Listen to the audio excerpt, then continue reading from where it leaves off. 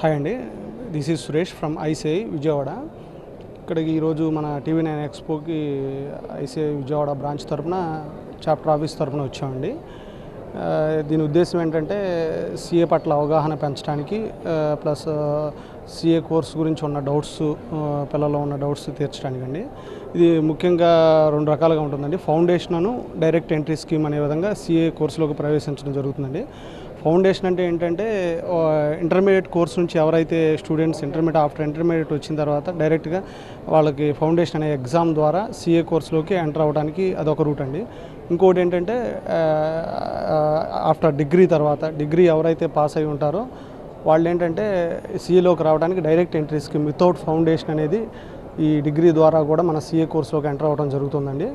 ముఖ్యంగా e commerce background వాళ్ళకైతే direct entry scheme ద్వారా సిఏ కోర్సులోకి ఎంటర్ అవ్వడానికి 55% మార్కులు రావాలండి ఓవరాల్గా. అదే అదర్ దాన్ కామర్స్ అయితే 60% మార్కులు ఉంటే సరిపోతుందండి. ఇంకా ఇంటర్మీడియట్ కోర్సులో 2 లెవెల్స్ ఉంటాయండి.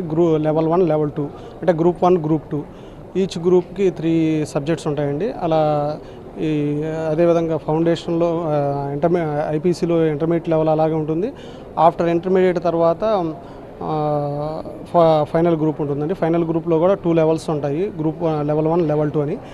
ఇంటర్మీడియట్ తర్వాత ఏంటంటే ఆఫ్టర్ ఇంటర్మీడియట్ పాస్ అయిన తర్వాత స్టూడెంట్ ఒక చార్టెడ్ అకౌంటెంట్ దగ్గర ఆర్టికల్స్ ఒక 2 ఇయర్స్ చేయాల్సి ఉంటుందండి. ఆ 2 ఇయర్స్లో ఏంటంటే బేస్డ్ ఆన్ ఫర్మ్ని బట్టి వచ్చేసి ఆ స్టూడెంట్కి స్టైఫండ్ ఇవ్వడం జరుగుతుంది. ప్రతి నెల ఒక 5,000 అబోవ్ 5,000 అలా ఇస్తారు.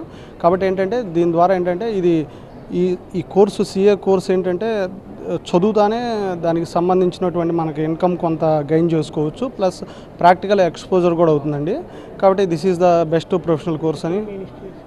మా ఇన్స్టిట్యూట్ వచ్చేసి మన అన్నపూర్ణ థియేటర్ దగ్గర అండి, బీసెంట్ రోడ్లో ఐసిఐ చాప్టర్ ఆఫీస్ అని ఉంటుందండి.